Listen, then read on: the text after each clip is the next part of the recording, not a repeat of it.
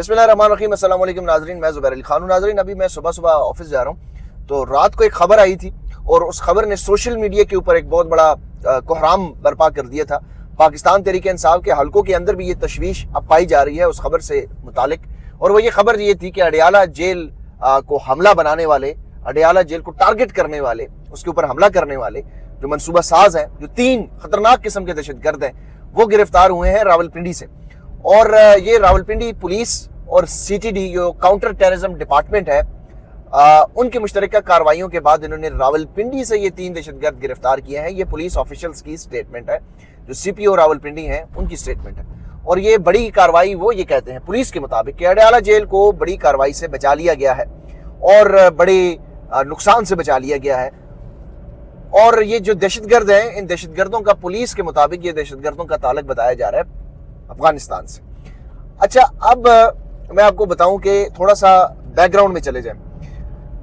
ये पहला मौका नहीं है जब अडियाला जेल से मुतालिक इस तरह की कोई खबर सामने आई है।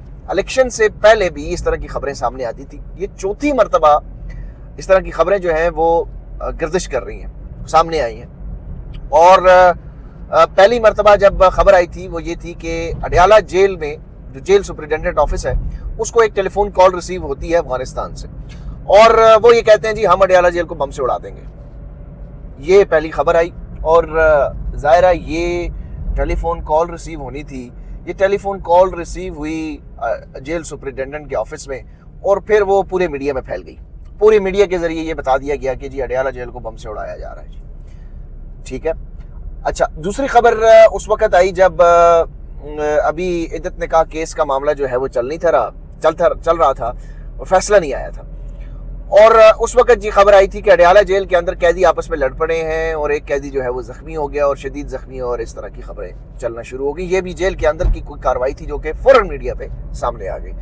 तीसरी खबर पिछले हफ्ते आई है और उसमें यह था कि अडियाला जेल के अंदर कैदियों की लड़ाई हुई है, एक कैदी हलाक हो गया, एक कैदी का कत्ल कर दिया गया।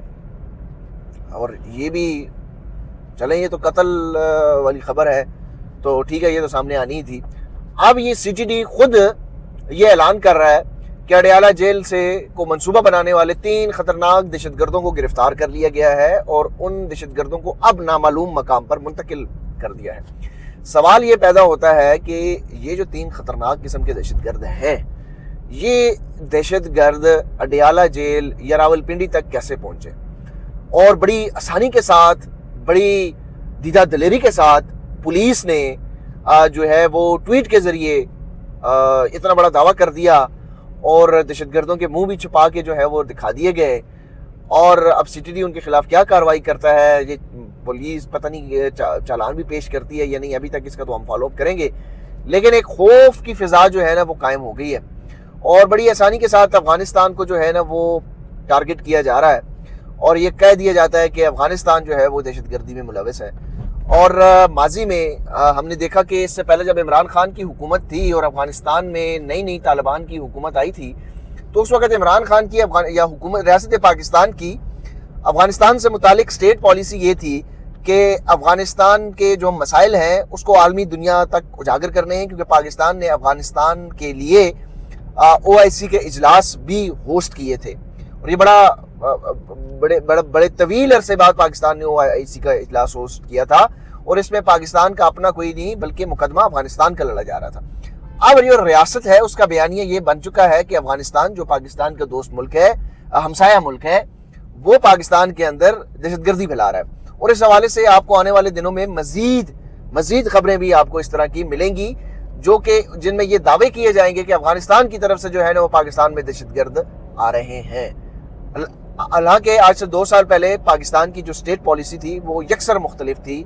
वो अफगानिस्तान को साथ लेके चलने, अफगानिस्तान के मसाइल को, उनके इश्यूज को, उनकी इकानमी को बेहतर बनाने के लिए दुनिया की तवज्जो दिलाना चाह रही थी कि आपने जो अफगानिस्तान की सपोर्ट है वो अगर छोड़ी तो दहशतगर्दी यहाँ पर बढ़ेगी और बहुत सारे मसाइल उठेंगे। और पाकिस्तान, जाहिर है पाकिस्तान उसका डायरेक्टली इफेक्टी है, तो उन्होंने ये किया। खैर, coming back to the topic, Adiala jail के अंदर अब जो ये कहा यह जा रहा है कि ये सारी चीज़ें जो है वो खौफ फैलाने के लिए हैं और इस खौफ फैलाने के बाद बुनियादी तौर पर मकसद ये है कि एक तो बुशरा बीबी को बनीगाला तक महदूद रखना اور دوسرا عمران خان کے اوپر دباؤ ڈالنا ہے، اور عمران خان کے اوپر دباؤ ڈال کر ان سے جو ہے وہ اس وقت اس الیکشن کی لیجیٹیمیسی حاصل کرنا ہے، کیونکہ اس وقت لیجیٹیمیسی دینا جو ہے وہ عمران خان لیجیٹیمیٹ نہیں کر رہے۔ جس طرح گزشتہ روز عمران خان نے یہ کہا کہ اس حکومت کو تسلیم کرنا ایسا ہی ہے کہ جیسے میں ان لوگوں کی غلامی قبول کر لوں، یعنی کہ انہوں نے واضح الفاظ میں یہ کہا کہ پاکستان پیپلز پارٹی، پاکستان مسلم لیگ نون، پاکستان MQM پاکستان، ان لوگوں سے مفاہمت کا مطلب یہ ہے کہ ان کی غلامی قبول کرنا۔ اور پھر ان سے ایک سوال ہوا، ان سے یہ سوال پوچھا گیا کہ آپ مسلسل جو ہے وہ فوج سے ٹکراؤ کر رہے ہیں، آپ کی پالیسی کیا فوج سے ٹکراؤ ہے؟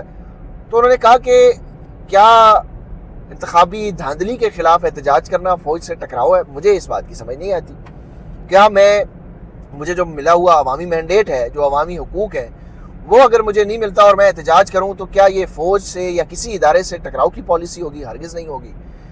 تو اس لیے عمران خان نے واضح الفاظ میں یہ کہا کہ ہماری فوج سے کوئی ٹکراؤ کی پالیسی نہیں ہے، اور انہوں نے کل دہرایا کہ پاکستان کی فوج انتہائی ضروری ہے، لیکن اس کا مطلب یہ نہیں ہے کہ ہم عوامی مینڈیٹ کے خلاف جو حکومت بنائی گئی ہے اس کو تسلیم کر لیں۔ فوج کیوں یہ کیوں مانتی ہے فوج کے عوامی مینڈیٹ جو چھینا گیا ہے، اگر عوام اس کے خلاف احتجاج کرتی ہے تو فوج اس کو خود اپنے آپ سے ٹکراؤ کیوں سمجھتی ہے؟ مطلب یہ میرا سوال ہے، مجھے اس چیز کی ابھی تک سمجھ نہیں آئی۔ کور کمانڈر کانفرنس کا اعلامیہ عمران خان اس کی توثیق کرتے ہیں، عمران خان خود کہہ رہے ہیں کہ کور کمانڈر کانفرنس میں جو 9 مئی کے ماسٹر مائنڈز ہیں ان کے خلاف وہ اگر کارروائی کرنا کا وہ اعلان کرتے ہیں، تائید کرتے ہیں، تو عمران خان کہتے ہیں جو میں بھی اس کی تائید کرتا ہوں، اور میں چاہتا ہوں کہ جنہوں نے 9 مئی کا واقعہ کروایا ان کو سزا دیں، جو اس میں ملوث تھے ان کو سزا دیں۔ CCTV فوٹیجز کدھر ہیں؟ CCTV فوٹیج نکالیں اور جو اس میں ملوث ہے ان کو سزا دیں۔ تو یہ فوج کی اور اداروں کی اور عمران خان کی ٹکراؤ کہیں نہیں ہے، صرف جو سیاسی جماعتیں ہیں، جو مخالف سیاسی جماعتیں ہیں، وہ اس وقت یہ چاہتی ہیں کہ پاکستان فوج پاکستان اور پاکستان تحریک انصاف کے درمیان ایک ٹکراؤ کی پالیسی، ایک ٹکراؤ کی بنیاد بنے۔ یہ ممکن نہیں ہے۔ دیکھیں، ادارہ، آپ نیب بھی ایک ادارہ ہے اور سپریم کورٹ بھی ایک ادارہ ہے، وہ بہتر کام کر رہے ہیں یا نہیں کر رہے ہیں وہ ان کی ایک الگ اس کے اوپر ڈیبیٹ ہو سکتی ہے، لیکن یہ کہہ دینا کہ سپریم کورٹ کو میں مانتے ہی نہیں ہوں۔ آج تک عمران خان نے یہ نہیں کہا کہ مجھے انصاف کی توقع نہیں ہے، وہ ہمیشہ یہ کہتے ہیں کہ مجھے سپریم کورٹ آف پاکستان سے انصاف کی توقع ہے، ایون دو کہ عمران خان نے کے ساتھ جو بلے کا نشان چھین کی زیادتی کی گئی ہے، سلمان اکرم راجہ جیسے وکیل اب یہ کہنے پہ مجبور ہو گئے ہیں کہ ہمیں انصاف کی توقع نہیں ہے، لیکن عمران خان پھر بھی یہ ڈٹے ہوئے ہیں، کہہ رہے ہیں کہ نہیں، مجھے انصاف کی توقع ہے۔ وہ اسی لیے کہہ رہے ہیں کہ وہ مسلسل بار بار یہ بات کہہ رہے ہیں کہ ہمارا مسئلہ اداروں کے ساتھ نہیں ہے، ہمارا مسئلہ قانون کے ساتھ نہیں ہے، ہمارا مسئلہ صرف رول آف لا کا ہے۔ آپ یہ نہیں کہہ سکتے کہ ادارے میں بیٹھا ہوا کوئی شخص یا اداروں کے کوئی سربراہ یا کسی بھی جگہ پہ کوئی بیٹھا ہوا کوئی شخص قانون سے مبرہ ہے، چاہے وہ جج ہے، جرنیل ہے، بیوروکریٹ ہے، صحافی ہے، کوئی بھی قانون سے بالا تر نہیں ہے۔ اور اس میں مسئلہ کیا ہے؟ اس میں پرابلم کس بات پہ آ رہی ہے پھر آپ لوگوں کو؟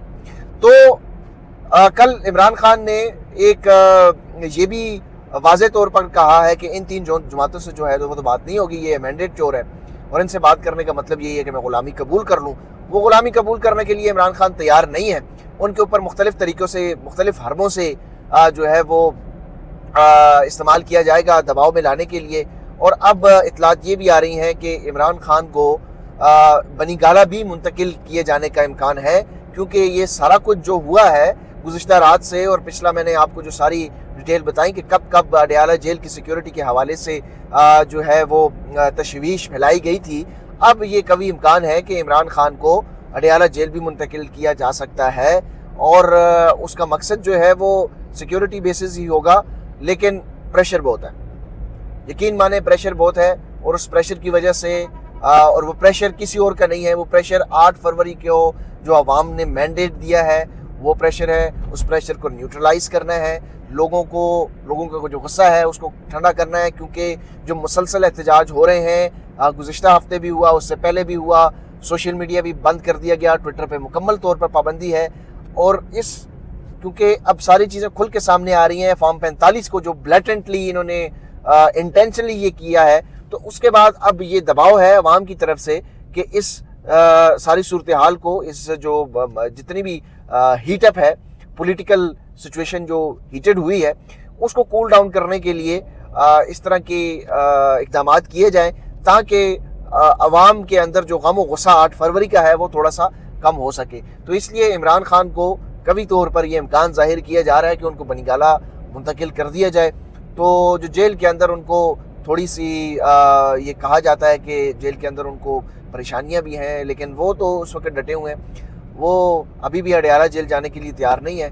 لیکن ایک اچھی خبر یہ ہے کہ کچھ چیزیں جو ہے وہ کسی نہ کسی طریقے سے بہتر ہونے کی طرف جا رہی ہیں، اور اگر معمول کے مطابق درمیان میں کوئی مزید کچھ نیا منصوبہ سامنے نہ آ گیا اور ساری چیزیں بغیر اس کے چلتی رہیں تو امید ہے کہ اپریل میں عمران خان صاحب جو ہیں وہ واپس باہر بھی آ سکتے ہیں جیل سے.